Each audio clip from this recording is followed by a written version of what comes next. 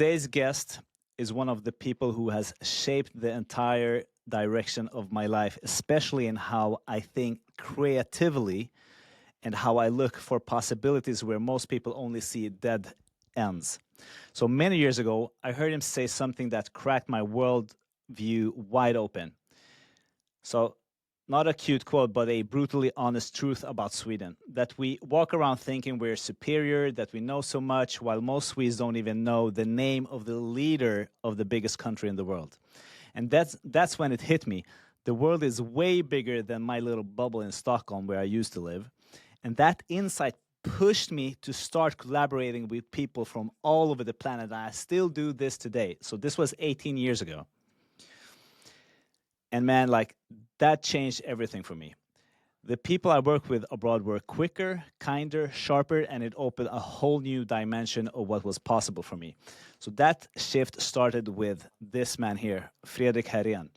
And it doesn't stop there.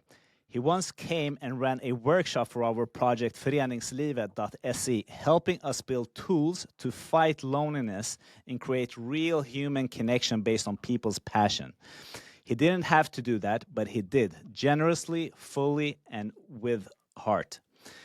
I've admired him from a distance, and then suddenly I'm in a cold plunge with him, and later welcoming him into my home. He's been an inspiration long before this moment. And I got 2 of his classic books, the Idea Book 1 and 2. They are sitting on my shelf. And now I'm fired up to dive into his newest creation, explore the mind of a man who has built a life entirely on his own terms. If there's anyone who embodies creativity, global perspective, and courageous lifestyle design, it's Fredrik Härén. Welcome to the show. This is a huge honor for me. I'm so happy to be here. I really look. I mean, I always like to talk to you. So it's going to be an interesting conversation, hopefully. Yeah, hopefully, Fredrik. It's always interesting to talk about whatever with you. But now I want us to dive deep into the book that is coming out now in December. Hopefully, it will come out so early that we can get it as a Christmas present. I hope to read it before Christmas. That's when I also have the time to read. So I get the number a little bit differently depending on where I'm doing the research. But have you traveled across 37 countries, or is it more when you were doing the research for this book? No, the book is called The World of Creativity, and it has 37 chapters, about 37 insights into creativity from 37 countries. But I have been traveling to more than 75 countries, so not every country made it into the book. You could say that it's a collection of the most interesting insights from traveling to 75 countries. But the book has 37 countries, 37 chapters. All right. And for anybody listening, why should they even care about creativity? Why is this topic so important? Actually, there's a number of reasons. Okay, the obvious answer is that creativity is about solving problems. So the more creative you are, the less problems you will have. But to me, the main reason to do it is because creativity makes us happy. I like to quote Johan Stanford Holstein, a friend of mine, an entrepreneur, and he likes to say that having an idea or seeing your idea come true is the second most amazing human feeling after love. And I think this is really true. We never feel more alive than when we have a really, really good idea, or when we see one of our ideas come to life and we give birth to this thing outside our imagination. So the whole process of being creative in itself makes us feel alive. There's a reason why the word creativity can be traced back to the word creator. We feel a little bit divine. Divine when we have an idea, and creator and creativity, originally the word comes from giving birth. So maybe for a man it's the closest we can get to giving birth. So is there a personality type that tends to be more creative? Is it any common denominators across, like, who usually is a creative person? Actually, I kind of don't think that way. I think that everyone has I think everyone is creative. I think everyone has the potential to be much more creative. And I don't think, because in a way, it's kind of meaningless to think that way, because you can't change your personality anyway. So whatever personality you have, that's what you have. So I like to say, you shouldn't measure creativity, or the only way you should measure creativity is to ask yourself, am I more creative today than I was yesterday? That's the only measure that matters. And it doesn't matter if there are people that are way more creative than you are. It's not a competition. It's about you maximizing your own creative potential is the only thing that matters. So that's how I like to think about it. And yes, some people are way more creative than others, but yeah. But one of the saddest thing to me is not the uncreative people, the ones that are not so creative. The saddest thing for me is the highly creative people that are not doing enough to become even more creative. I like to do the analogy of a short. We don't need to pity the short basketball player, but all basketball player born with talent and who doesn't practice. That's very sad, because you're wasting your potential here. And the very creative people who are not trying to maximize their own creative potential, that's sad, because imagine what those people could do. And that makes me ask another question. Is there a switch on and a switch off for creativity? I mean, no one is creative all the time. Most people are not creative most of the time, to be honest. But again, that's also not the problem. The problem is, I mean, that is not a problem. I think it would be exhausting to be creative all the time. So but we could be creative a little bit more often, and we could be a little bit better at being creative those times when we are creative. So it's both. I would like to increase the amount of creativity, but I also would like to. It's both quantity and quality. I would like to raise. And I want to switch back to your book. How was the process for you, like picking the people that you were interviewing, and can you share any other details around creating this book? Actually, this book I would say I've been writing this book for 25 years. So I've spent the last 25 years traveling around the world and interviewing creative people. I've interviewed literally thousands of people. I interview on average one person a day, I would say. And in all kinds of industries, all kinds of countries, all kinds of people, government officials, painters, dancers, entrepreneurs, business people, all kinds. And then I try to learn something new about creativity from them, and that I've been doing for decades. But writing this book took a while, because I actually, to me, the interviews, I'm sure for you too, the interviews is what I love learning from people. I like to get these insights. But then I said, you know what, let's just pick a reasonable amount. And so this is part one. This is the World of Creativity 1. It's going to be the World of Creativity 2. I've already started writing on the sequel. I have so many stories that didn't make it into this book, just because the publisher said, okay, this is a good size for a book. But I have hundreds of stories left that I would also plan to share. I think because it's the book starts by saying you can't master that which you don't understand, and you can't master the creative process unless you understand the creative process. So in this book, when I interview people, I want to better understand their creative process, so that I can better understand my own creative process. That's kind of the message of the book. And that makes me curious about, from interviewing all these people, have you found a formula for the creative process? And actually, I am contradicting myself in the book a few times, because there's no one way to be creative. Everyone is creative in a different way, and some people needs deadlines. Some people will freeze if there's a deadline. Some people need other people. You need to be surrounded by other people and network, and some people need to be alone. So which one is it? It all depends on you. So I am definitely not. I like to say creative people don't do creativity exercises. So the book is not creativity exercises, insights into the creative process. And I'm not saying this is how it works, because creativity per definition is not to give an absolute answer. It's about finding alternative answers. So the book is written in a way that will make you reflect on your own creative process by better understanding the creative process of others. That's so it's, I'm not preaching this is how you should do it. All right.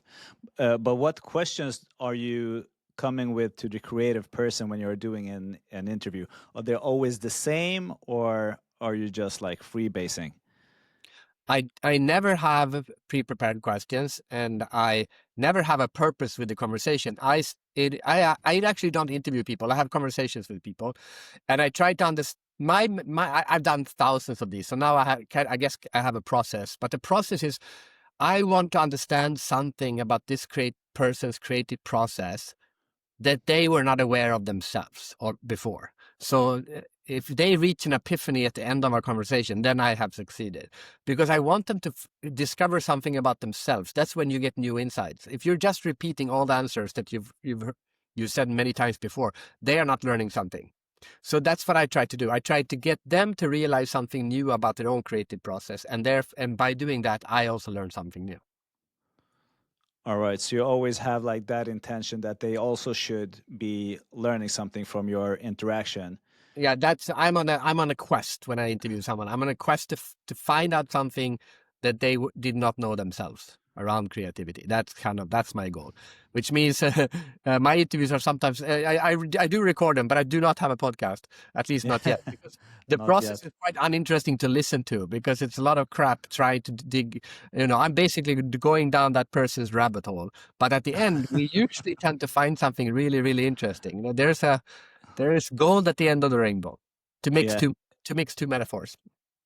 Is there a way to sh to share a story of how such an interview would go? I can take a random one. There's one chapter which is called "The Moment of Nothing," and this is a guy who he's a musician. He writes original music for TV ads in Holland.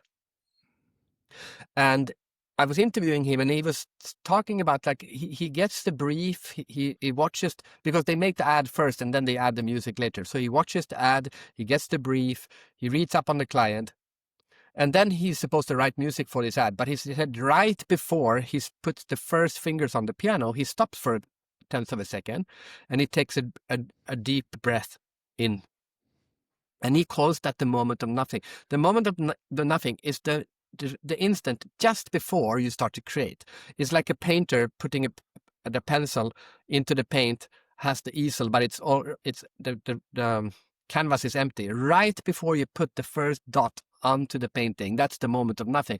Because at that moment, anything can be created, and nothing has been created. So it's like a sweet spot. As soon as you put the first tone onto the piano or the first paint on the canvas, you have started, and now you're off in a direction. But for that single moment, you need to acknowledge that from here we can go anywhere. And he pauses and just reflects on that, and then he goes. So we were talking about that, at the moment of nothing. And then at the end I said, okay, that's great, because since you're a composer, maybe you can play to me what the moment of nothing sounds like. And then he was sitting, and he said, oh yeah, sure. And then he sat there for like 30 seconds. And then he just looked up at me and said, it doesn't sound like anything. It's just silence. And I think that was a beautiful, like, observation. It's like not trying to force something. It's like, no, it's absolute vacuum. It's like, it's no man's land. It's just in between. And then you're off. And I think that was it's a tiny aspect of the creative process. It's one, and there's 100 different things in the creative process. But that one, now you're aware of that. And the next time you start something where it will make sense to pause for a second and acknowledge the moment of nothing before you go off in a specific direction, now you're aware of that. And when you're aware of it, then you pay more attention to it. And you studied creativity for, I don't know how many years, over 20, 30 years, something like that. Yeah. And how do you explain what creativity actually is in the simplest way possible? Yeah, so the more I study this now, the more I interview people, and the more I do it around the world, at different kinds of people, rich and poor, and so on. I find it harder and harder to. It's kind of like how do you define life? Like it's almost ridiculous to define it, because as soon as you define it, you limit what it means. So when someone asks me now, I used to define creativity as, a human solving a problem, or taking two previously known things and combining them, or I have a few different definitions. But now if someone, what is creativity? Fredrik, what's creativity to you? I think creativity is what makes us human. That's what I like to answer. Now that's a bit philosophical and a bit too wide, but to me, it encompasses so much of what creativity can be. So yeah, it's what makes us human. That's my answer. It's what makes us human. In the sense, I love that. In the sense that humans is the most creative animal by far. And also by the fact that we are never, like we talked about before, we are never more human or more alive or more us than when we have an idea. So it kind of answers it in two different parameters, two different perspectives. And do you think this is something that we can train like a muscle? Yes, I'm definitely. Of course, I think so. Otherwise, I would be a very hypocritical creativity author if I didn't think we could change it. But yes, I am absolutely convinced we can train ourselves to become more creative, and we do that by better understanding the creative process. That's the book. So where's the best place to start if I want to be more creative? You mean apart from buying the book, right? Apart from buying the book, I was going to say that. That would just be so uncreative. The best way to start is to sit down and reflect on your own creative process and try to better understand. Actually, that's a good way to use AI. Ask AI to interview yourself about your creative process in as many different aspects as possible, and the AI will start asking, like, when do you have good ideas, when do you have bad ideas, what triggers your creativity, and then you give all the answers, and then you ask ChatGPT to give you a reflection of based on your answers, give you a reflection on your own creative process. It's actually a really good thing to do, because I like to say it's hard to cut your own hair. It's much easier to cut someone else's hair, and it's hard to define your own creative process because it's so much us. It's hard to cut your hair in the mirror because we're like it's so. In order to fully understand your creative process, it does help to have someone help you look at it from a slightly different perspective. And when you understand your creative process, you like, for example, because we're recording this, I live on an island, right? So why do I live on an island? Because I'm an introvert. I'm an extreme introvert, but my job is to interview people and speak at big conferences. I'm a keynote speaker.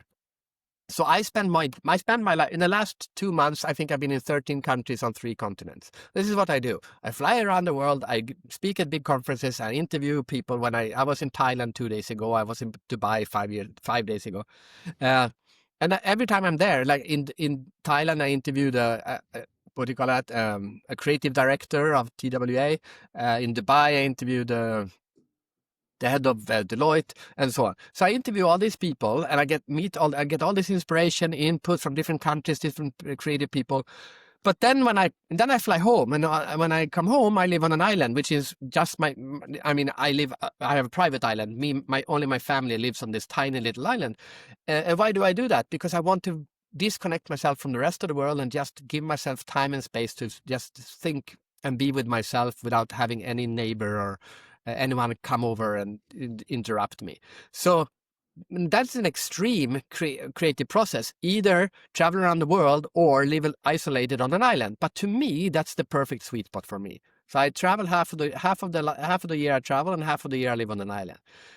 To me, that works perfectly. Other people might look at that and say, "Oh, that sounds like a lot of jet lag, and that sounds like very boring not to have neighbors, and I couldn't be that isolated or whatever." But for me, it's perfect. It took me a long time to figure out that this is the setup I should do, and now, I love it. It's perfect for me. It feels like you're getting a recharge, especially because, you're traveling a lot and your island is outside in the Stockholm archipelago, right? Yeah. Yeah. And then see, this is like a geometric dome. So it's 360-degree nature view. There's nothing obstructing the view. I see water, I see trees, I see the sky, and I sit here and I just absorb, because it makes me really, really calm. And then great ideas come when we are relaxed, like sleeping, meditating, and so on. And to me, this is a very meditative app. To be in a dome on top of my house on an island, to me, makes my heart rate and my brain waves go way down, so that my subconscious can process all those insights and inspiration that I got from the traveling. So it's like two extremes, right? Extreme inspiration or extreme reflection. Yeah, and I'm glad that you went here, because I wanted to ask you, like, how does like creativity like show up for you day to day? Is it a habit, is it a mindset, or something you switch on when you need that? Well, there are many different kinds of creativity. I like to say that the English language, or most languages, have there's a bug, there's a deficit in the language. There's only one word for idea. But if I say, oh, I'm going to make pancakes for breakfast, we call that an idea. But if you meditate and suddenly have your subconscious give you an idea, like my best idea ever came to me in a dream, in a nightmare, it became a novel. That is profoundly different concept. That novel was a profoundly different concept than, oh, I'm going to make pancakes. But with both of those, I would say I have an idea. I was interviewing a sculptor in Hong Kong, and he differentiated between mortal ideas and divine ideas. So mortal ideas is like when your brain says, oh, I have an idea, I'm going to make pancakes. That's the conscious brain coming up with an idea. The divine ideas is when your subconscious comes up with an idea, and then it feels like the idea is delivered to you. You didn't come up with it, you received it.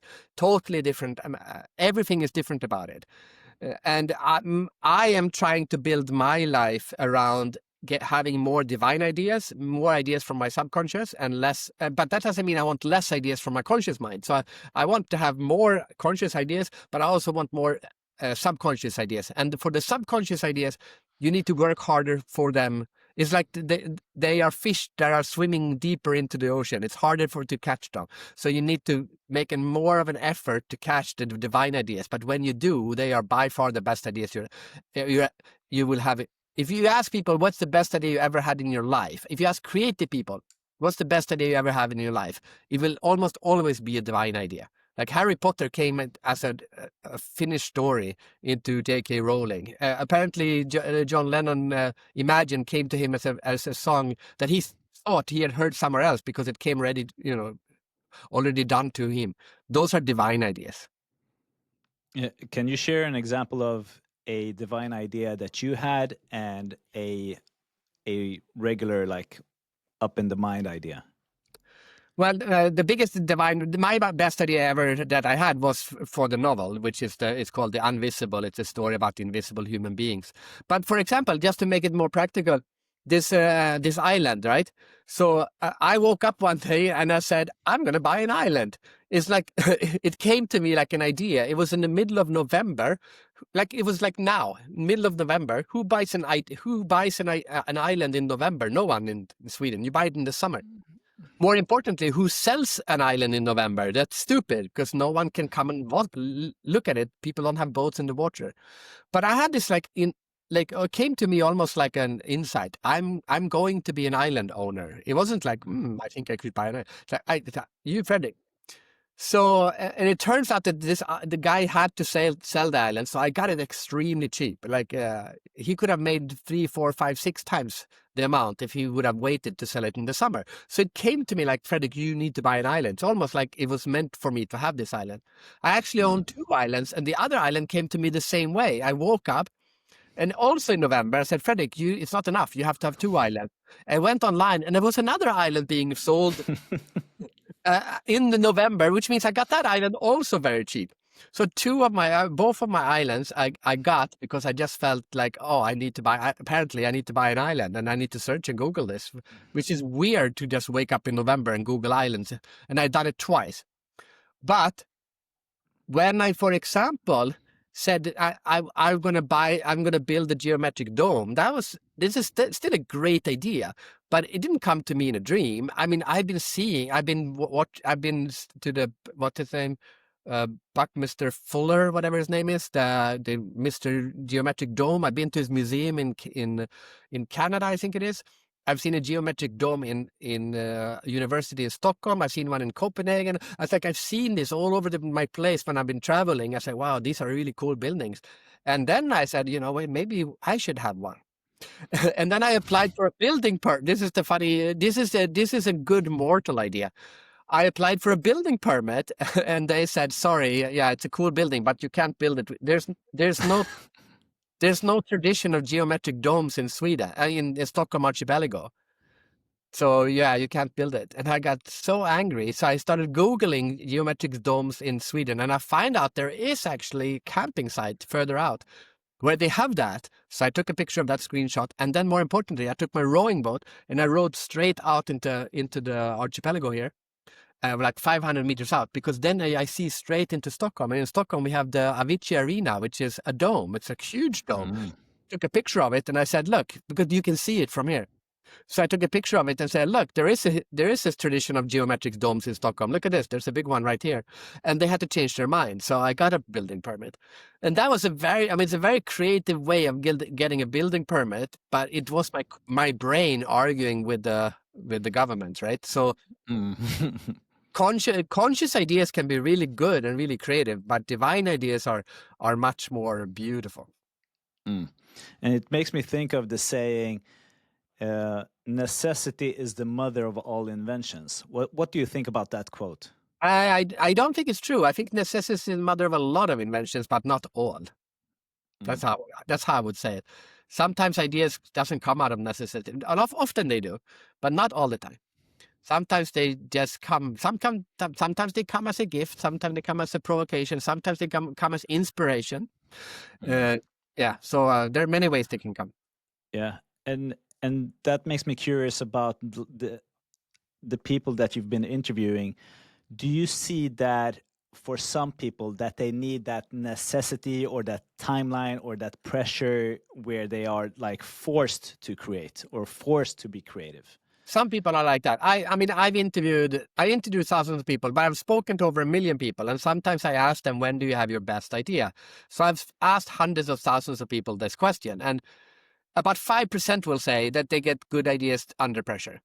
So that's 5%. For 5%, that is true. For most people, they need the opposite of time pressure. They need to be relaxed, no pressure, and so on. But yeah, 5%. I call them the Apollo 13 people. Because the tradition, the story about Apollo 13, right? There's a famous saying, Houston, we have a problem. Yeah. Yeah. Actually, that's not what they said. They said, what did they say? They said, Houston, we had a problem, not have a problem. Which is a very important distinction, because they very quickly went from, I have a problem, to, okay, we had a problem, now how do we solve it? So, we had a problem. That's okay. Now we identify that. Now let's focus on how do we solve it, not let's focus on the problem. And so that's how those Apollo 13 people, that's how they work. When they give them a problem, give them a deadline, give them a tight schedule, give them a challenge, then they get all excited and they solve it. But for most people, it's the opposite. And have you find like any information or inspiration or any patterns of how the creative people keep their mind sharp so they don't get tired or burn out or stuck? Yes, there's actually a very good example of that from Thailand. One of my favorite chapters. I love to talk about this one. I was in Thailand. I was interviewing an origami artist in Thailand. Her name is Kai. And I was interviewing, for some reason we started talking about creative block. And she couldn't understand what I was talking about. And it turns out that she was unaware of the fact, she was oblivious to the fact that you could have anxiety around creativity. It didn't exist to her. There's like a few people in the world who can't feel pain. And or they can't feel hunger. She was like this, but she couldn't feel anxiety around creativity. And I said to her, like, what's going on here? And she said, in Thailand, they have this concept called sabai sabai. Have you heard about this? Have you been to? Never. So, Yeah. Long time ago. Sabai sabai is like this. You see, I was just there like a few days ago. You sit in a bar in Thailand and you order a beer, and then 20 minutes later the beer has still not arrived, and you go to the waiter because you're a stressed Westerner, and you go like, "Hey, excuse me, where's my beer? I ordered 20 minutes ago." The waiter will say, "Sabai, sabai." It means, "Don't worry, be happy. The beer will come when the beer will come." And that's their approach. That's their approach to life. It's like it's about happiness. Someone explained it to me. It's like, it's happiness, but not happiness as winning from winning $1 million on the lottery, but happiness from watching a sunset. That kind of happiness, just bliss. And the idea is that if you have a block, you just go sabai sabai, don't worry, be happy. And she calls this an idea nap, which I think is brilliant.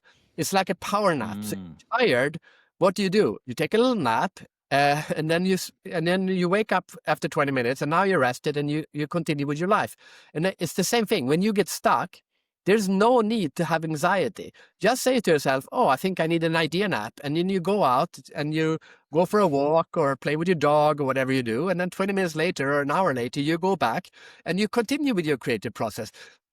But a lot of people will have anxiety for those 20 minutes, like for no reason whatsoever. Their creativity is in no need of anxiety. Doesn't have to be part of the creative process. It can be if you want it to be, but it doesn't have to. After I met her, I don't have creative anxiety anymore. I've just decided I don't need to have that. I'm as creative as before.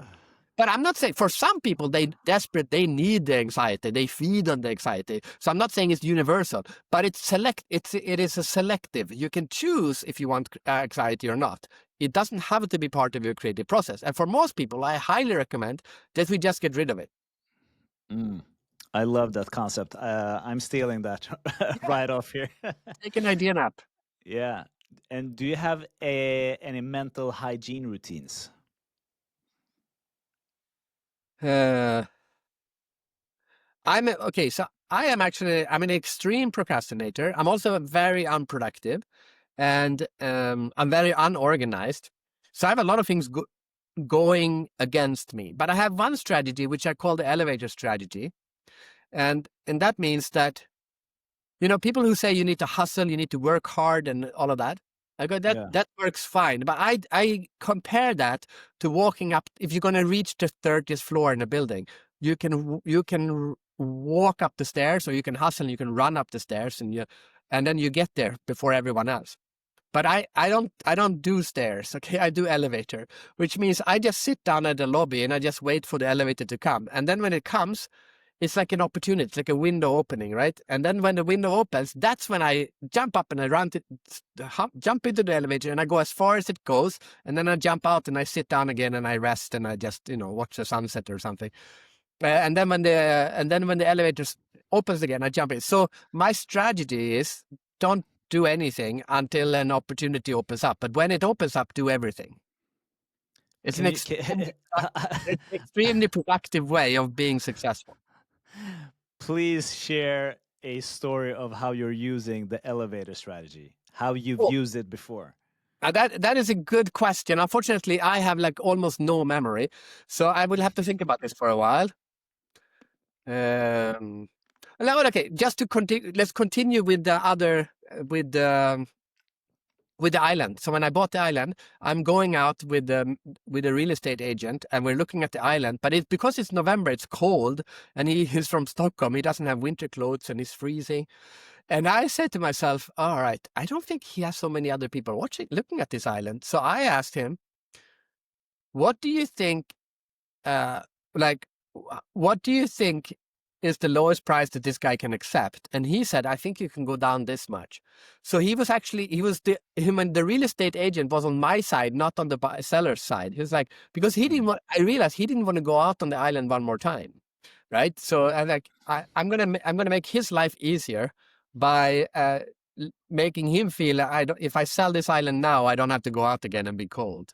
I don't know if that's a good example, but I let me think. I might come up with a better one. Yeah, it's for sure an example. So, are you a notebook person or a digital person? I used to be a notebook person. I mean, I wrote my book. The idea book is a notebook and a book.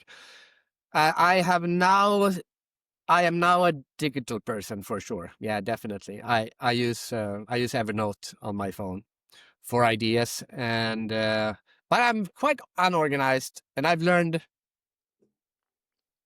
Uh, I don't. I mean, okay, this is how I work. I I have this idea that if I have an idea, I should act on it right away while the energy is still there, and then. Okay, I'll give you an idea. Now I came up with an idea of the opportunity. I got a All right. request to do a speech for one of the a couple of days ago. I got a request to do a speech for one of the big streaming networks that we have, like you know the ones, the big ones. Uh, but I also told about my novel. Right, my dream is to make that a series, a TV series on the big networks. That's my dream. But because the book came out, it was #1 on Amazon. It's like, but it hasn't become. But then I've tried to pitch it, and but I know it's like this. I said to myself, this book is going to be streamed on one of the big networks. That is. But so, Fredrik, what have you done? I've done very little. But now, a couple of days ago, I got an email saying, "Hi, we are one of the big networks. We want you to come and speak about creativity." And I go to him, "Yeah, sure, I could do that, but." And I quoted my price, but I said, I will do it for this price, but only if I get a chance to pitch my series to the head of content for the Nordics for the streaming service. You could say that I could try to network and find the right person to pitch for and go to TV conferences and all of that. I could do all of that, but I don't. I just sit and wait until the opportunity opens up. And there it is now. And today it got confirmed. I'm going to pitch my novel to the head of content of one of the three largest streamers in the world. And I did nothing to make that happen. But when the window opened up, I said, "Wait, this is a chance for me to pitch it." I took it, and he took the bait. I love this story. So I need to follow up with another question. So how do you set goals? Because that was a dream. You set it as a goal, I presume. No, I didn't say. No. Oh, because this one is different. This novel, as I Right. said, came to me in a dream, which is a divine ideas, and divine ideas you're not in charge of. So when I say I wanted it to be, it's like this. This is like when the book came to me in a dream. I said to myself, "Oh my God, I have to write this book." It's not like I'm going to write a book about invisible people. It's like this book was given to me. This story was given to me, and you have to write it. It's like, sorry, you have been assigned by the universe. Yeah. And then I said to myself, the book is just there. That's not the end product. The end product is a streaming service. I didn't put the goal. It was given to me as an assignment from the universe. But I don't stress it. I know when the time is right, the universe will give me the chance to make that happen. So it's been 10 years since the book came out. You could say, "Fredrik, you failed." I said, "No, I didn't fail. I just waited." I haven't gotten it yet, but at least I'm going to pitch now. So I'm very happy. So do I set That's goals? so cool. No, I'm unstructured, unorganized, procrastinator, unproductive. Remember, I don't set goals because I just know I will disappoint myself. I'm not reaching them. I do not set goals, actually. I don't take risk. I don't set goals. I take opportunities. This is so completely different from everything you're getting taught now on social media, in personal development books, on seminars. So, like, because everybody is preaching to have a goal, it should be clearly defined, and you should have deadlines, and you should uh, look at what is stopping you from Oh, achieving but the goals, and so and Ah, so and so on. yes, but a lot of brains work that way. And for those Yeah. brains, that is perfect. But not all brains work like that. It's kind of like saying, whoever invented the mind map, right? And then Tony Buzan mind mapping works brilliantly for him and a bunch of other brains. But for some people, it doesn't. So why force brain mapping on them? So yes, you're right. I have to share with you because I'm a huge fan of etymology. And the etymology of the word opportunity is absolutely beautiful. Do you know what opportunity means? No. Yeah. So it's a name of a wind. Okay. Like a typhoon or a storm or a breeze are different names of different kinds of winds. Opportunity is also a kind of a wind. It literally means the wind that brings you back to your harbor. Opportunity. The wind that takes you back to the right wing. The right wind. So you're a Roman 2,000 years ago. You're sitting in your ship somewhere in the Mediterranean. There's no wind. You're starving. You have no food. And suddenly here comes opportunity, the right wind, the wind that will take you home again. But it also shows that when the wind comes, you have to notice that this is opportunity. You have to pay attention to opportunity. And you also have to wake everyone up and say, hey, wake up, the opportunity is here. Everyone, hoist the sails. Let's go before the wind is gone. If you don't, so you need to grasp opportunities. That's the meaning of the word in itself. To then take you back to your harbor, safe, so you can see your family again. So that's where I use the elevator analogy to show that when the opportunity opens up, act like crazy before the opportunity is gone again. And something sparked my curiosity here when you said that some brains work with these structured goal setting techniques and some brains don't. So how do I get to know how my brain works? What is my ideal goal setting strategy or creative strategy? How do I find out that about myself? Okay, having said what I just said, I Yes. would say that regardless if you're structured and organized or not, the opportunity strategy works for everyone, even for the organized people. Maybe even better for the organized people, because I'm going to guess they get more opportunities presented to them. It's kind of like a well-trained goalie is a lucky goalie. Like a structured, organized person should be able to create more opportunities, but they still need to learn how to grasp those opportunities when they come. So that I would say that is a skill. A skill is to grasp the opportunities, for sure. And that you can think about. Then to answer your question, you can think about what are my strengths when it comes to identifying and grasping and taking advantage of opportunities. What are my weaknesses? And then you make sure to work on your weaknesses. You need to take advantage of your strengths, because if it's like one of the strongest tools in your toolbox is the ability to grasp opportunities. So if you want to become, you talk about life hacking here. If you want to become better at building the life that you want, you should maximize your ability to grasp opportunities. Yeah, totally agree.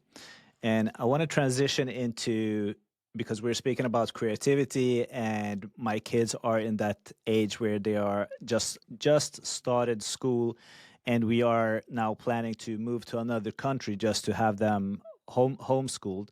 What do you think about the school system in general? Does it help kids stay creative, or does it make them more afraid of being wrong, or what do you think is going on there? Do you have some thoughts about that? We did homeschooling during the pandemic, so Yeah, I know. yeah, You told me. yes, okay.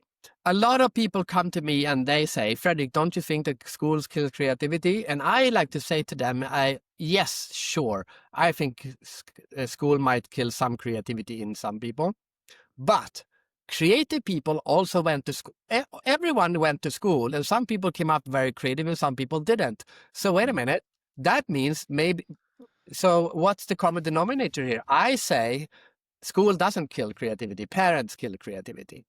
Because if everyone goes to school and some people come out on the other side super creative, and it can't be school, can it? It has to be something else. So what is the difference between the people who came out on the other side with creativity and the people who came out without? The difference is they had different sets of parents. So I'm very happy to see you're thinking about how you can train your own kids. So I've had children very late in life. And my mother is a teacher, so I said to her, Mom, I'm an expert in creativity, but I don't know children. You're an expert on children. How do I how do I raise a creative child? And she said, whenever the child asks you a question, don't give the answer. That is a brilliant advice. And I've used that on my kids, and I recommend you do it in yours. So the kids, Yes. your kid come to you and say, oh, Daddy, why is the sky blue? All parents will start by saying, oh, see it's light, blah, blah, blah, reflection. And they start explaining it. Like, no, you say, what do you think, son? Now you're teaching, because creativity is two things. It's asking questions, but it's more importantly, it's asking questions and finding the answers to those questions. And if the kid comes with their question and the parent gives the answer, you're not teaching the second half of the equation. So you need to teach them to find their own answer. Many times they will now come up with an answer that's way better than yours, first of all. But you taught them the whole process. And then after they say, I think the sky is blue because blue is the favorite color of God, or whatever they say, then you say, oh, that's an interesting answer. Scientists think the sky is blue because of, and then you give it. So you just withhold the teaching for 30 seconds, and it's a game changer. Teaching kids, you need to teach kids to find answers to the questions that they have asked. I don't know if I haven't been able to fact check this, but someone told me there's a kindergarten in Sweden that put ChatGPT on voice mode in the kindergarten.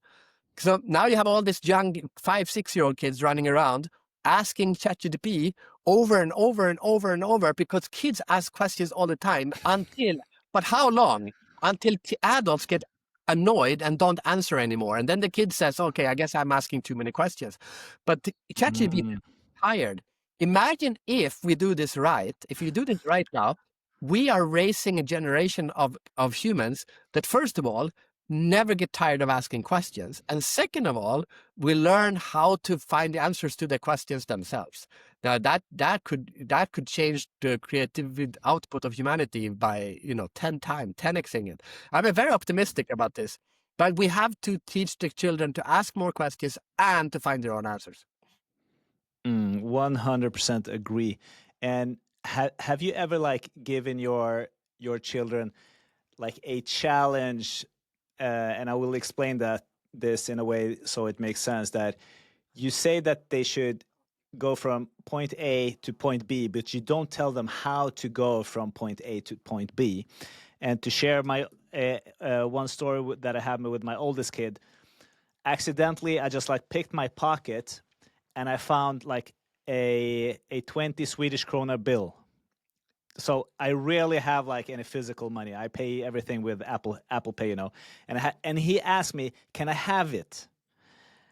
And then I looked at him and I was hesitant to just give him this 20 kroner bill, and I was right away to drop him at school. So I said, "I will give this to you, but when I pick you up later at school," he was just in the first grade. I told him, "So when I pick you up at school at 1 o'clock, I want this 20 kroner bill to have increased. I want you to have more money when I pick you up than what I'm giving you now." Right. I didn't tell him how to do it. That's funny. I had some ideas, but the way he came back, and when he had 36 Swedish kroner, more than 50% increase in money, and he told me his strategy, I was blown away about how he was thinking about marketing, how he was thinking about building convenience he was getting fruit from the first floor, bringing it up to the third floor and selling them convenience. You don't have to go all the way down through all the stairs, and I'm bringing the fruit for you here. So do you have any of those challenges that you put in front of your children to develop them? Let me think about that. But while I think about it, I have a friend whose father told him when he was little, "I'm never going to give you any money. You have to make your own money. If you want to buy something, I'm not giving you money. You have to make your own money. But whatever you want to buy, I'm going to give you, I will pay for half of it. So if you want an ice cream, I'll pay half of the ice cream. The other half you have to pay with your own money." That guy grew up to be the most successful salesperson I have ever met. This guy he could sell sand in the Sahara. And when he was 18, he drove to the graduation ceremony in a new Porsche, and the father paid half Porsche, and he had bought, and the other one he had paid for by making money. So I really like this idea of, we're not that extreme, but I like the idea of giving them challenges for sure. I can't think of something that I think that your story is brilliant and beautiful, but I can't think of something in the same but I like to encourage. I think creativity is inspired and encouraged.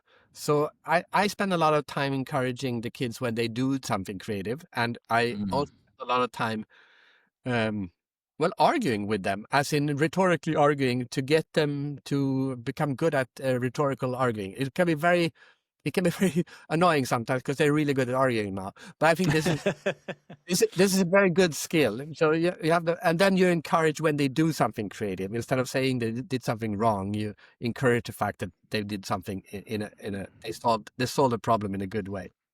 But on the top of my head, I can't think of a story that's better than yours. So let's keep yours. Let's keep mine. And a follow-up question: do you think there's like a certain limit in age for where you say something that they told your friend?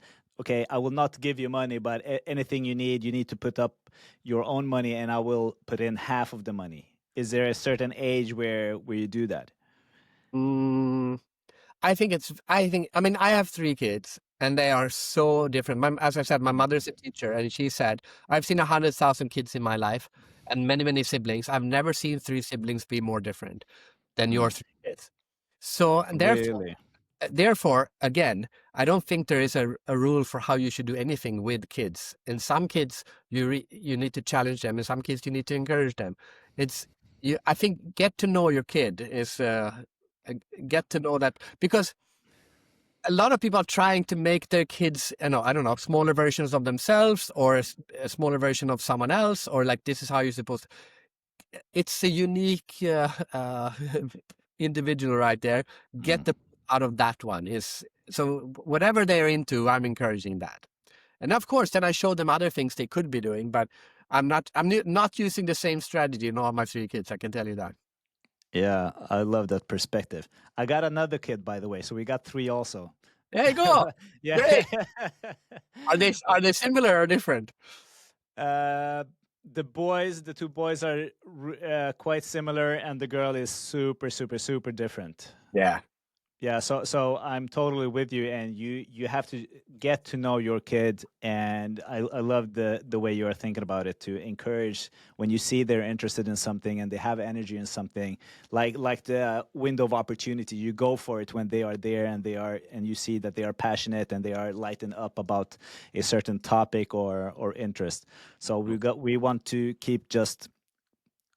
keep on going like that route, even with their education in how they develop and learn.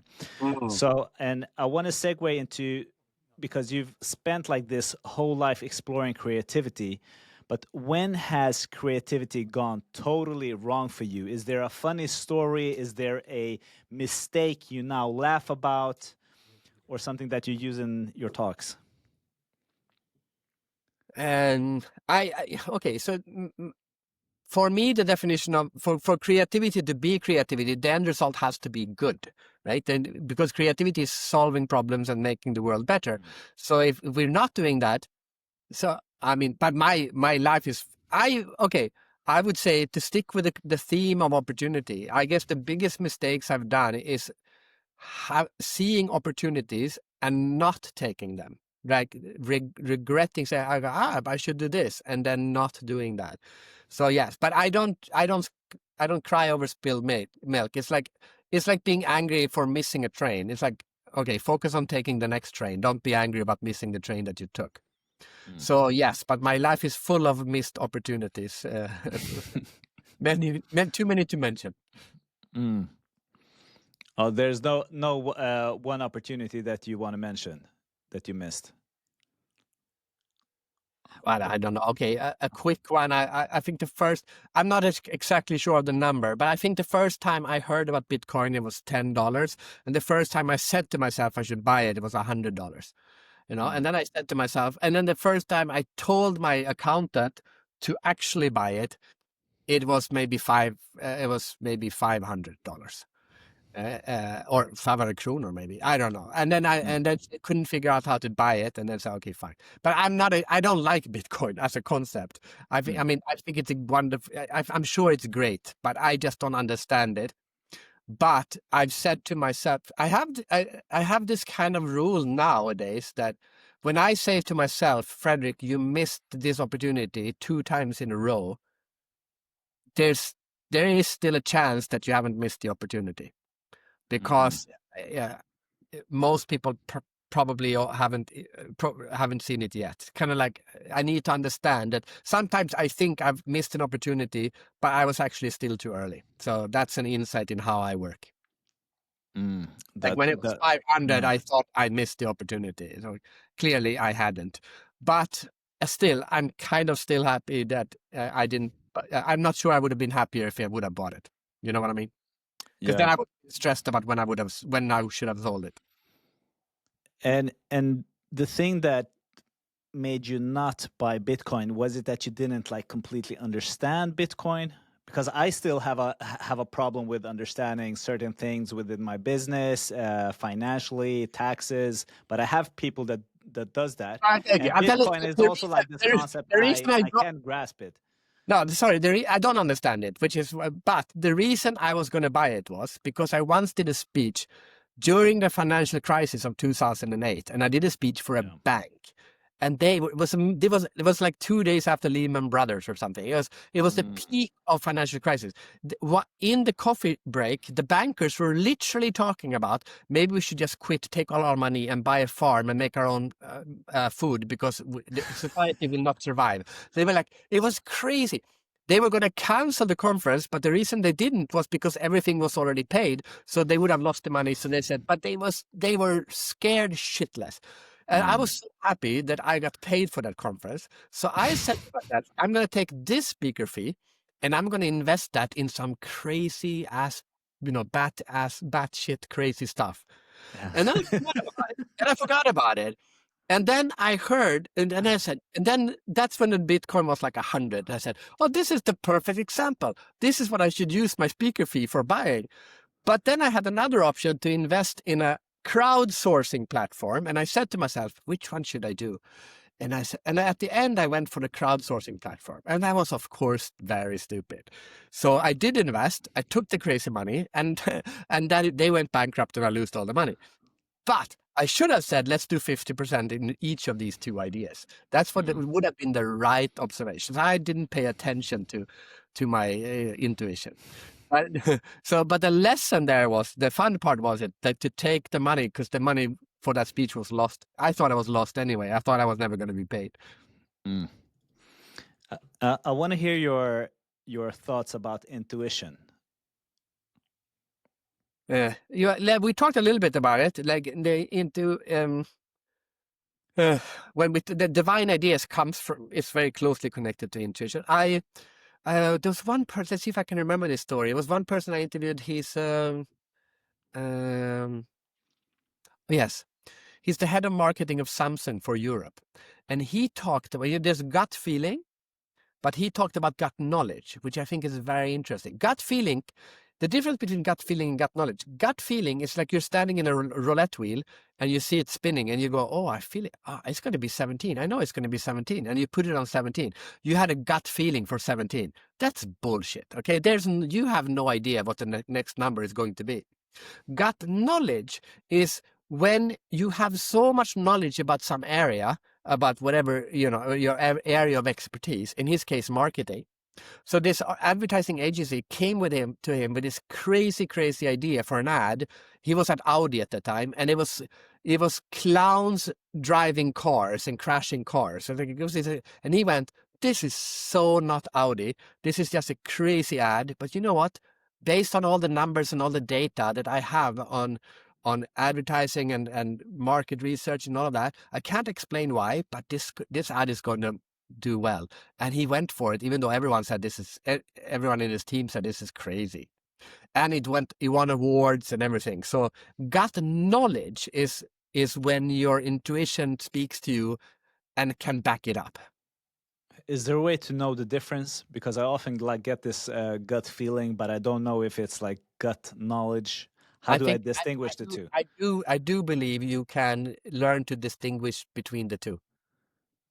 I guess you can just stop yourself and ask yourself, is this gut feeling or gut knowledge? Is this next number is going to be 17, or is this based on what I know, but which I can't really put words on, but I know this is true?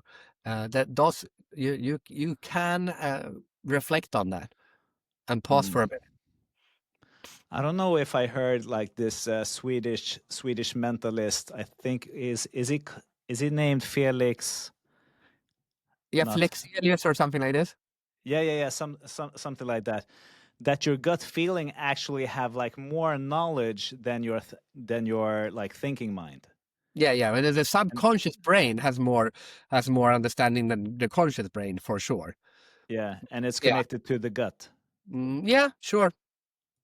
Yeah, maybe something like that. It's a very interesting topic. Mm. Topic. And are you good at following your gut feeling? I'm good at taking opportunities.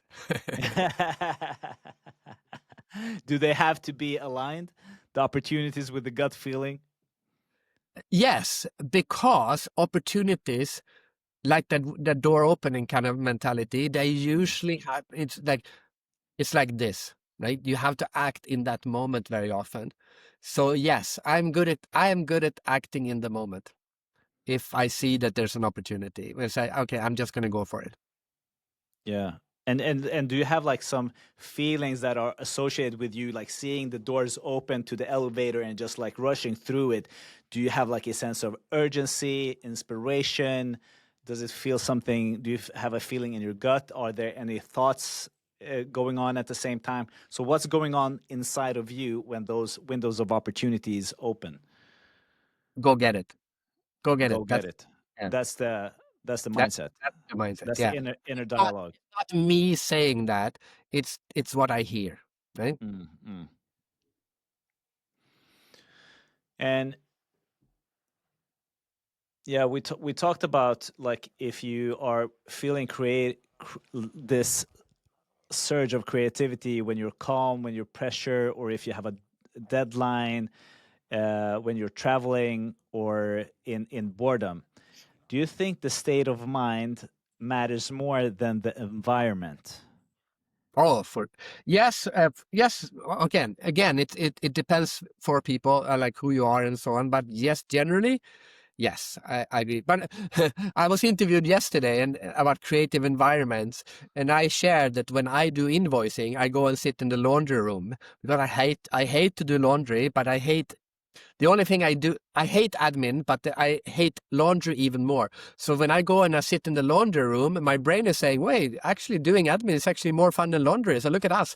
We're in the laundry room, but we're not doing laundry. We're just doing admin. And now I'm happy doing admin because my brain is not having to do laundry. So that's a very weird way of getting me to think that admin is fun. So is that a mindset or is that environment? I guess it's a bit of both. Laundry admin. I'm gonna do some laundry admin after this podcast because I also hate it. I'm procrastinating it so much, but when it comes to podcasting, there's no procrastination at all. It feels like this window of opportunity, like every single bit and piece of it. So I'm Yeah. just going forward. So Yeah. laundry admin, I love that. Yeah. Laundry And ad. what I really enjoy with talking with you is that you had a career before smartphones were in everybody's hands. What have you seen in us humans when it comes to creativity? How have we been affected by using smartphones?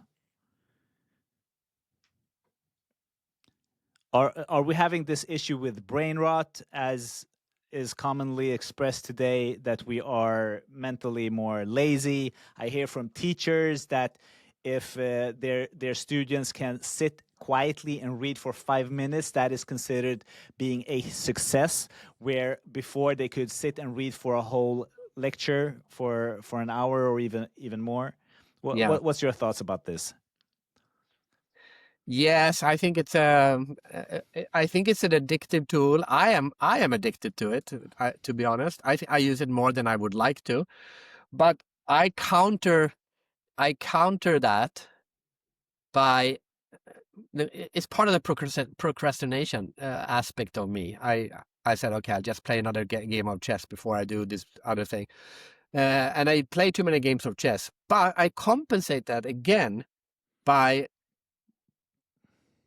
building, like for example, I don't if I'm queuing to board a plane, and everyone else on that plane, a queue, is just standing there being bored in a queue. I don't mind playing 3 games of chess while I'm bored. Because again, what's the alternative? The alternative, I could stand there and think about some creative thing I'm going to do, or I could call someone. But my brain doesn't work that way. I'm bored in a queue. I'm not going to be creative bored in the queue. So then I rather have fun and play a chess game. But I also say, to not make, then I also say, okay, let's go out and do it now. Like today, before I had a call with you, I was gardening. I was planting trees earlier in the middle of the day. I should be working, right? But no, I'd rather be gardening. So I guess I guess the thing is, if you want kids or people to be less on gadgets, make it even something has to be even more fun than gadgets. Then that's how I approach it. I approach my life that way. I need to build a life that is so fun that being on the phone is less fun than real life. What's more fun than being on the phone? Oh, I mean, I just the last 10 days I've been in Dubai and in Bangkok. I've had Thai massages and eaten in rooftop bars, and I've been interviewing people. I've been on a cruise it's been amazing. It's been amazing 10 days in Dubai and Thailand. But I don't want to do that all the time, but I do that for a big part of my work. It's more fun. I mean, I would die if I had to sit on a bus 2 hours every day, go into an office, sit in an office chair. That's not me, right?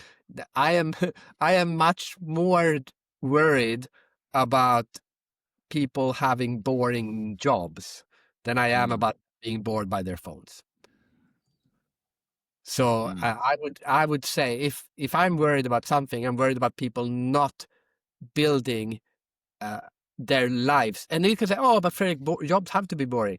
No, they do not. They do not have to be boring. And how could you look at your job and make it much more interesting and fun? Because it is any job is possible to make more interesting and fun. Big part of that is in removing admin work for your people, right?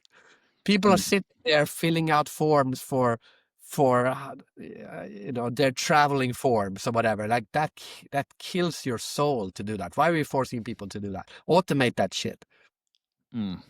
But it's very remarkable when I meet people that actually love bookkeeping. They say it's something soothing for their soul.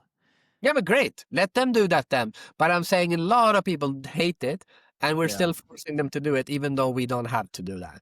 And so it's easy to crack down on mobile phones that people are playing too many mobile games or whatever. But we have a lot of other things that is equally killing our souls that we should for sure. also focus on fixing. Yeah. So instead, we should focus on having a life worth paying attention to instead of paying attention to our phones. There you go. That's a good way of saying it. Yeah. And what do you think about AI and creativity? What have you seen within the space of AI that just like for the first time blew your mind? What was your first like holy shit moment when The playing first with AI? that's Yeah. many years Do you ago. remember your first time? Do I remember my first? Are we still talking AI? AI. I do remember my first time. But actually, my insight before ChatGPT, I did a speech a few years ago, and the other speaker was the guy who's created Siri, and he was an AI. He's an AI guy, and he built Siri. He had this idea of what AI could be, but the tools weren't there. And then Apple launched the iPhone, and he goes, finally, we can do it. And he built Siri. He launched it for free. And I think 3 months after launching it, without any revenue, Apple bought his company. So like a wonderful entrepreneurial story. And then he did the same thing for Samsung. And then now he goes around speaking about AI. This is before ChatGPT was out and everything. And he said, even before ChatGPT was out, he said, I never thought we would see the kind of development in AI during my lifetime that we're seeing now. And after that, it's just taking off. I'm extremely optimistic about AI and creativity. I think it's the biggest creativity tool we have invented since we invented the pen 5,000 years ago. So I am optimistic. And your optimism, what visions or pictures do you see like in our future that makes you optimistic? I How do you like see this I play like to out? explain it as I have an identical twin brother, and to be an identical twin is like being 1/3 yourself, 1/3 your best friend, and 1/3 your sibling. And and you can, if you, unless you have a twin, you don't understand what that means. Which means, like for example, when we were little, I could say a sentence and he would finish it because he knew what I was going to say. It's like, which means I could brainstorm with. It was like brainstorming out loud with myself, right? Wow. And no one else could do that. But now you can upload all your communication, all your tools, everything you've ever written. You can describe your personality. You can let AI figure out who you are, and then you can record your own voice and upload that voice so that you're now talking, and it will talk back with your own voice as you, not your own voice. You should ask it to tweak the voice so that it sounds like how your voice sounds in your head. Now it will sound like you're talking back to yourself. Now you can brainstorm out loud with yourself. That's a new way of being created that we've never been able to do before, unless you are a twin. Mm. And But I'm you don't yeah. have to do that. You can also just say, okay, brainstorm with me as Albert Einstein, brainstorm with me as Gandhi, whatever. You can just do this over and over and over and over, so you can use right. It's an amazing creativity tool. Used wrong, it will kill your creativity. How can it kill my creativity? Used Because wrong. you ask it to give you answers. Then you are, remember we talked about children before. Yeah, If yeah, yeah. you ask it, how I want an idea for or the worst case scenario, I need a text about this and write this text for me. And then you just copy that and put it in. I'm not saying that's bad. If you're not a writer, then if you hate to write, then of course use it like that. But if you are a writer and you still use it like that, then now it's like you said, now you're not, your writing muscle will shrink because you're not using it to write. I use AI in my writing, but not for writing. I use it as a way to make my writing better. I upload every chapter of the book and I say, read this as a New York Times book reviewer. Tell me what you think. Read this as a HR manager. Tell me what you think. And give me feedback on this book and why you like it and why you don't like it. And now I'm getting feedback on hundreds of different readers that I don't have to send the book out and hope that someone's going to read it and give me feedback. I just get feedback on the book. That's a great way of using AI. Yeah, totally agree because there are like many videos coming out there like having warnings about AI creating brain rot because you are not using that thinking muscle as you were I don't like. mentioning. I hate that analogy. First of all, AI has been around for what, 3 years for most people. Why we can't evaluate a new technology and how it affects our brains after using it for 3 years? That would be like evaluating how we used the internet in 1998. We haven't even figured out what the internet was in 1998. How? Of course, we were using it in the wrong way. We were building web pages because we thought they were pages like in a book. Then we were like, oh, it doesn't have to be a page; it can be dynamic. So that's the first reason. The second reason is it's like saying, oh, the calculator has ruined people's ability to do math. Yes, if if you use the calculator to calculate 8 times 7, and now you can't do that in your head anymore, yes, okay. But we are not using calculators. We are now doing math on a level that are, because now we can do a super advanced math because we have calculators. So use it to make yourself better, not to make yourself worse. Yeah, fair point. And so you mentioned it a little bit, but is there anything we must never outsource to machines? I think good question. I haven't thought about it, to be honest. Yes, I'm sure it is. I'm sure there is. Never. Yeah, I mean, it's hard to say. Never is never is a very strong word, though. Yeah, If never I say never. my initial answer would be say, okay, love. Okay, good. Okay, yeah, we should never outsource love to machines. But then I go, oh, okay, yeah, I'm sure I can think of an instance or two where it makes sense to outsource love, but Mm. to a machine. But yeah, I don't know. Yeah, I think that's above my pay grade, and I'm not a robotic. I'm going to pass on that one. Pass on that question.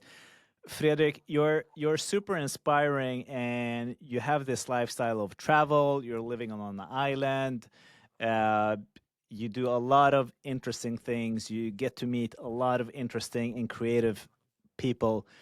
So you are basically like this idea of lifestyle design that I have in my head. Mm.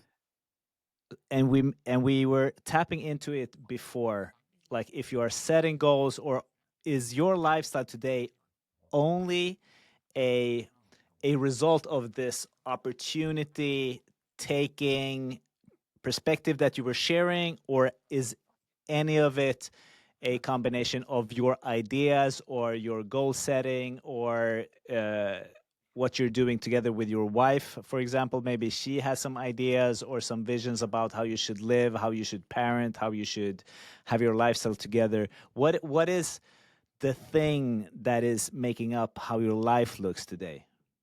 Well, I maybe to expand on the opportunity, I think there are two things that have made me build the life that I want to have. And it's opportunity and creativity. So because if you are creative, you will see more opportunities, right? So it's one thing is to use the creativity to create opportunities or to see because creativity is the ability to see another's look, to see another, like when I always when I do speeches on creativity, and then after that it's lunch and everyone queues up for lunch. It's a long queue and everyone is standing on the one side. I just been teaching you how to look for new opportunities or to think creatively, and I just go, okay, what if I go on the other side of the table and then I create a second queue, and now we're picking food on both sides of the table instead of one side. No one loses. We just reduce the queue by half. You could say, is that an opportunity? Well, first you have to have creativity enough to see that opportunity. You actually created the opportunity using your creativity. So I think creativity and opportunity are the two tools that I use. And sometimes the opportunity and I use creativity, sometimes creativity and then I create an opportunity. It goes both ways. What I pick from what you just said is you went on and created another queue. Can that also be born out of, like, you don't want to be standing there and be bored, Yeah. and you are creating something new, and you want to do it quicker, so you don't want to lose time as well? Well, yes, but basically I hate standing in queues. So anything I can do not to Yeah, stand me in. too. Yes. But a lot of people hate that and they still stand in queue or they get annoyed. I don't get annoyed. I say, okay, maybe I'll do this. Or like, for example, passport controls. If I come in and I see, okay, there's because a plane just landed and only have 3 passport controllers, I will go and sit down and I will open up my phone and I play a few games of chess. I don't queue. I don't do queues. I don't cut queues. I hate people who do that. Yeah. But I say, do I really have to stand in this queue? No, I don't. Right. But those are so yes. So I will question a lot of situations and say, is this really necessary? Do I really need to do this? Do I really need to be there? Do I really need to be here? Do I really have to do this? And I go, well, actually, you know what? You don't have to do that. You can do it like this instead. What do you think would happen if the whole world, every human being, just became, like, this may be a huge number, but like 50% more creative? They would be happier. We would solve a lot of, and I would quality of life would go up dramatically. We'll solve a lot of problems. We'll identify a lot of new problems that we haven't identified yet. We solve those too. So, yeah, I mean, it's when you think about it, you could say, well, why on earth aren't we doing that? There is really no logical answer for this. And that goes for the poorest of the poor and the richest of the rich. And of all of the countries you've been to, regardless of what they think about themselves, because I've seen your previous talks about what different nationalities think about their own creativity, what did you think? Which country or which nationality is the most creative? Yeah, I stopped thinking like that because everyone is different, right? So I was recently in Bhutan. Well, Bhutan is not a very creative country, but when they are creative in a very different ways. Like for example, they have in their what do you call that?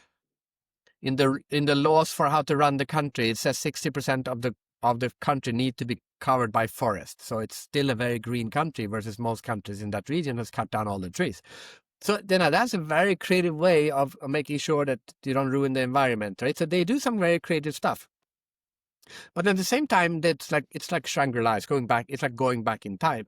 But then I went there and suddenly I'm interviewing Buddhist monks and all of that. And then suddenly I'm in the office of a web design studio in the capital of Bhutan, and that place looked just like a web design studio in Berlin or Silicon Valley or New York or Stockholm. Or anyway, it's like, baseball caps turned upside, backwards, a little Star Wars figures on the computers. It's like, this is not Bhutanese people. These are web designers, and they're the same everywhere I go. Everywhere I go in the world, they're just web designers. Because I remember I was also in Ulaanbaatar in Mongolia, and I was to be in a web designer studio there. They looked exactly the same. They're just web designers. That's what they are. So culture affects our creativity a lot, but our profession also will affect the way we think a lot as well. And an engineer is more similar, and an engineer from India is more similar to an engineer in Canada than they are maybe with their neighbors. So we are individuals, but every individual is a kaleidoscope of different personalities and different traits. Combine and then identify all of that. You have yourself, and then that creative process of that person is much more interesting to understand. Interesting perspective there. So, if people read your new book, what do you hope changes in their life? I hope that they understand. By understanding the creative process of others, I hope they better understand their own creative process and they become more aware of what creativity can be. And therefore, they get more excited and more conscious and maybe also more subconscious about their own creative process. And by doing that, they become happier. At the end, it's about happiness, actually. I love that. And people can pre-order it right now on Amazon. Or It's published by Wiley, so it should be in all the big bookstores. And when it comes out, but pre-order is available on Amazon. It's called The World of Creativity. Yeah, and we're putting the links in the show notes so you can get the book. And one last question, Fredrik. If you could talk to your younger self about creativity, global thinking, and freedom, what would you tell him today? And your younger self should be like around 20 years old. Yeah, that's a good example. Okay, because when I was studying a little bit later, actually, I was maybe 25 or something. I was studying university. I had a chance to go and study in Singapore or study in America. And if I went to Singapore, I would have to pay 3,000 euros. But if I went to America, it would be free. And I said, I know, I want to live in Asia. And then I said, nah, 3,000 euros, is it really worth it? And I went to America and I regretted it. And for many, many years, I regretted it. And at around 2005, I said to myself, if I don't go now, I'm going to be a bitter old man who said, why on earth did you never go to, you didn't take that opportunity. Why didn't you not take it? I regretted not taking the opportunity. And in 2005, I was extremely successful as a speaker in Sweden. I had a great life. I had a great relationship. Everything was great. And I said no. And I broke up everything. I broke up from my girlfriend. I quit my job. I left. I took everything. I moved to China. And then after a while, I moved to Singapore. And I'm so happy that I did. So I kind of did what you asked me. When I was mid-30s, I said, you should have listened to your 24-year-old self. Why didn't you? And if you don't do it now, you're going to regret it that you didn't do it. So I did it. So sometimes if you regret you can... I did listen to my younger self, and I'm very happy that I did. This was the other way around. So you listened to your younger self instead of telling your younger self something. So today, Fredrik, what would your younger self tell Fredrik Härén here today? Is there something that he would poke you on? I think that the younger self was more ambitious. And I think when you are young, you are more ambitious generally. So I am not as ambitious today as I was. And he might say, the younger Fredrik might say, what happened to your ambition? And you're living, you have created a life that you wanted, but how about challenge yourself a little bit more? Be a little bit more ambitious in chasing those opportunities. And do you think that has something to do with hormones? Hormones, because I just turned 40. I have 3 kids. I can like see myself in what you're saying here, because I was super ambitious when I was in my 20s, and now I'm super happy with just having kids and that they are healthy and that I'm providing for them and that we can like sort of create the lifestyle that we wish to have for our family. Well, yeah, yes, I guess nah, I don't know. Let me see. What do I think? I think, especially when you have kids, and also when you come on, you appreciate other things in life. Like I said, I rather do gardening today because it's November in Sweden. We haven't seen the sun for weeks. Yeah.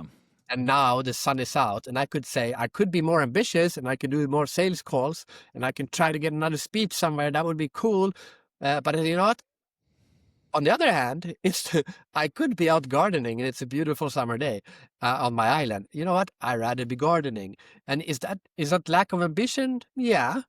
It reminds me of that classic story of the guy who's fishing, and then the entrepreneur comes and say, "Why don't you buy a bigger fishing rod? And then you can buy an even bigger fishing rod, and then you can buy a fishing boat, and then you can buy 10 fishing boats, and then you can buy 100 fishing boats. So then what should I do when I have 100 fishing boats? Then you can just sit on the river and fish." And the guy goes, "Well, that's what I'm doing." So I love that story. yeah, like. Yeah, so maybe I have to look up the etymology of the word ambitious, but I don't know where it comes from. But it's about quality of life. I think the longer you live, the more you realize that life is about quality of life. Beautifully said. Man, Fredrik, I just want to thank you because this conversation opened up a lot about creativity, how we think, how we live, and your way of seeing the world reminds us that new ideas are everywhere if we stay curious. And the opportunity elevator, I think I might like write that like on my wall somewhere in a big way, or make some neon lights, like just having this opportunity uh, elevator. And I appreciate you being here, sharing your mind with us, and everyone listening. Go explore his new book. The link is in the show notes. And for anybody that's interested in connecting with you, getting you as a speaker, or look what books you have, where do they go? They just Google the Creativity Explorer or my name, and the sites should hopefully come up. Would like to add one more thing. Thanks for a wonderful conversation, but we have been talking a lot about me. And I hope that if someone has been listening to the whole thing now, that they use that insight saying, this was me talking about my life. It doesn't mean you should copy what I do. You should take the insights from what I shared and figure out what that means to your life. That's the lesson. That's beautifully said. And that is something that I just like recently realized and internalized, that if I hear something from another person speaking, and if it resonates with me, where I get like this tingling sensation in my gut and it feels like a hell yes, then there's something to it that I might be adopting. Yeah, so thank you for that, and thank you for the inspiration, because from like 20 years back when I saw you the first time online, when you had that speech, there was something in me that just like tingled in my stomach. And I was like, he got something that I'm curious about and that I want to explore further. And that has shaped many things in my life, and especially with this podcast. So I'm super grateful for you, Fredrik, and thank you for being here. Hey, wonderful conversation. Thank you. Thank you.